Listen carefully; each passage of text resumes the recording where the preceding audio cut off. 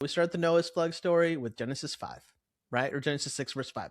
The Lord saw how great the wickedness of the human race had become on the earth, and that every inclination of the thoughts of the human heart was only evil all the time. And then you go on. It's like, oh, and then God. So it's like, it's almost like we act like 4 verses of Genesis are non-existent. And the problem is those 4 verses, Genesis 6, 1 through 4, set the precedent for the necessity of why God sends the flood.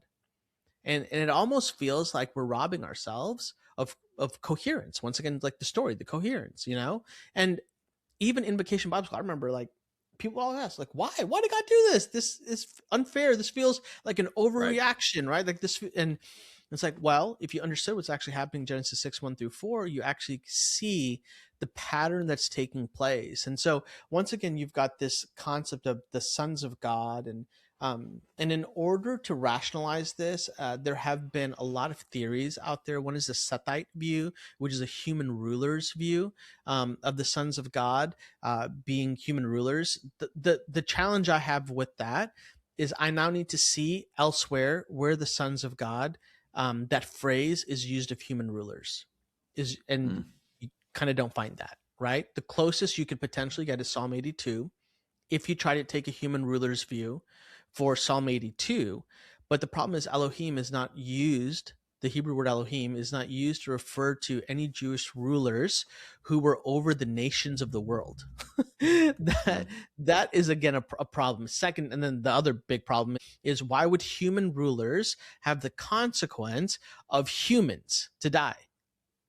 Once again, incoherence. You don't even need to know Hebrew or Greek, right? To like just read naturally and be like, wait, there's Right. something odd, something off about this. So Right. now you have the clearest evidence of the sons of God, the Bene Elohim, in Job, where that exact phrase is contextually used in a divine council scenario of angelic beings. So if we just read the text honestly at kind of its literary value, you're left with, well, the sons of God seem to be angelic beings, right? And not only are they angelic beings, but they see the daughters of man, of humans. They see that they're beautiful and they desire them and they want to take them.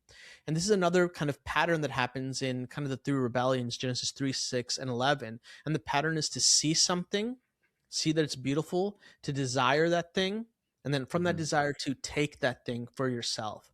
Eve sees of the fruit, she desires of the fruit, and she takes of the fruit. The sons of God see of the beauty of the daughters of man. They desire them. They want their own families, and so they take them for themselves. You find this elsewhere with the story of Shechem and the rape scenario, that he sees this woman, desires her, and takes her. You see the same language is being used of David and Bathsheba. David sees Bathsheba, desires her, and takes her for himself. So the moral of the story is, when you see something and then you desire it and you take it for yourself, the pattern is, this is bad. This is wrong. It's going to create chaos and disaster.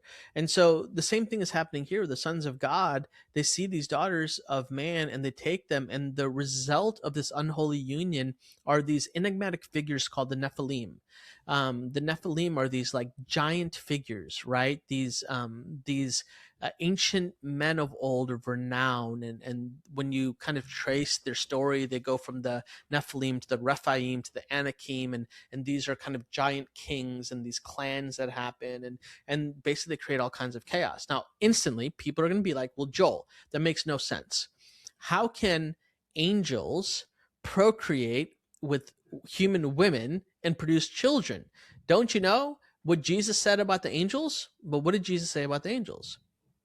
In the context of Matthew, Jesus says that you and I will not be given over into marriage. We will, in the new heavens and earth, we will be like the angels. But notice what he says. He's saying about marriage, he's not saying anything about procreation or the ability to have, human male genitalia in order to procreate. And so you kind of have that issue right off the bat. And here's the second one.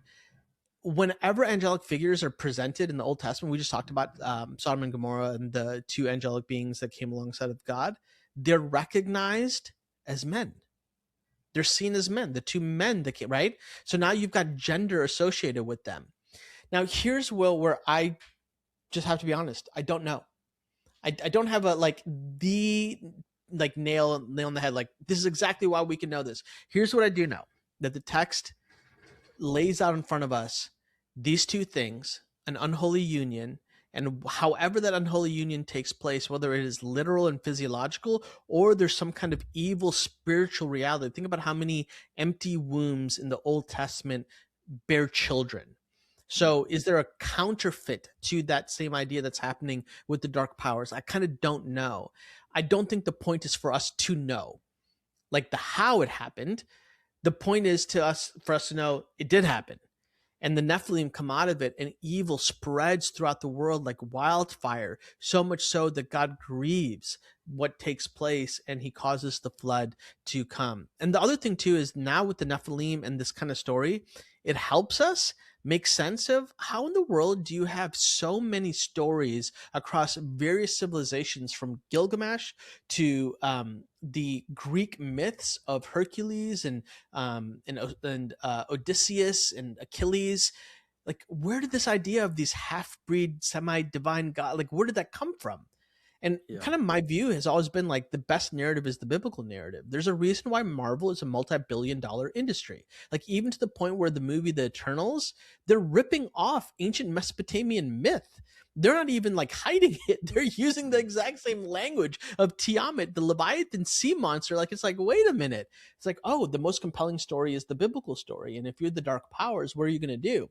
Once again, you're not trying to recreate the wheel. You're just trying to present the same story with a different inflection point to lead us away from Yahweh, lead us away from the story of Jesus and the reconciling work of the cross. And so I just think it's the most convincing story that actually helps us understand, how do you have different civilizations across the entire globe, that doesn't have FaceTime, doesn't have an email for you to be like, hey, let's collaborate on how to make these myths kind of cohere together. And it's like, well, you've got stories of the flood that cross civilization, some massive deluge that impacts the world. You've got stories of serpentine imagery that is carved into walls all over, right? You've got the Kalu kind of narrative of the Mesopotamian world. And it's like, well, where did this come from? It's like, oh, there's an origin story. And that's what actually Genesis 1 through 12 is doing for us. Genesis 1 through 12, particularly 1 through 3, is a polemic, an argument against the creation myths of the ancient Near East. When Joel talks about the ancient Near East, he's just talking about the cultural context of the Bible, the place and the time, the other people and civilizations who were on earth, who were Israel's neighbors, and who may have influenced them. Because all of these myths are trying to lead us astray. And so now Yahweh comes and is like, by the way, let me tell you the real story. To me, this once again makes the most sense, because who is in the beginning of creation? The angelic host. They shout for joy. They see all of this. Well, what is their issue? I think it's pride. I think it's narcissism. I think it's like, well, why does God get to have a family? Why can't we have our own family? Why do Adam and Eve get to procreate? How come we can't procreate? Why does God get to sit on the throne by himself? This is the Ezekiel and Isaiah thing with the king of Tyre. It's like, and the story being portrayed out with Lucifer, and he was a cherubim in the garden of God, and then all of a sudden he's cast down because of his pride. It's like all this stuff is dovetailing together into one story. Okay, well, there's a lot there. And again, 10 episodes worth, maybe a year's worth of episodes of this show. But what I'm hearing you say, and I don't want to say it for you, so correct me if I'm wrong. But what I hear you saying is, among several things, is that the reason that we get so many ancient and modern stories, depictions of whether it's a flood, whether it's some weird demigod, a half man, half god thing, like you mentioned, the serpent, the reason that those are so recurring and so resonate with us is because they're true. It's because they reveal, or they, like you said, are riffing off of something that's true and real and really happened. Agree? Yeah. I think it's like, it's a kind of plagiarism that's it's the best kind of plagiarism, because it's fragments of truth that are distorted in order to lead us astray. I have a friend who's a banker, and when he trains like bank tellers, Yeah. in high traffic volume places to look for counterfeits, it's really interesting. What he says is, or this is what he told me, is like the way that we train them on how to do this is we actually put the legitimate $100 bill in front of them, and they just stare at that the legitimate $100 bill. They just stare at that, and they got to know every detail about the $100 bill. Why? Because if they know the real thing, when the counterfeit is presented to them, that's when they can recognize and so for us, it's kind of like, from a very practical standpoint, it's like, man, are we so obsessed with the biblical narrative?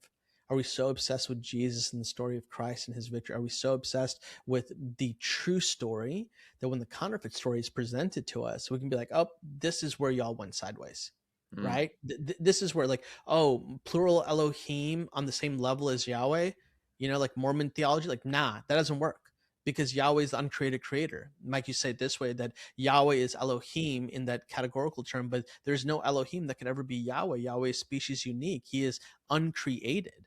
And so unless we are obsessed with the story of Scripture, obsessed with the story of God, we can be led astray. And these are what these dark powers are doing. They're leading people astray because they put something that looks so good, and at the core of it, it's actually corrupted, and it Mm. leads them. And so this is where, like, these pagan myths, the pantheon, think about where the Olympians meet on Mount Olympus, like, and you can go deeper into the Gnostic tradition, and even the number of the kind of deities, and all of that. And it's like, man, there really is nothing new under the sun. Yeah, well, there's Ecclesiastes for you. Speaking of being obsessed with the biblical text, I think it's a good goal. I think it's a good thing to shoot for and aim for, especially if you're leading and teaching. But you sound suspicious. And I think, suspicion's good if it's protecting us from things that are genuinely bad.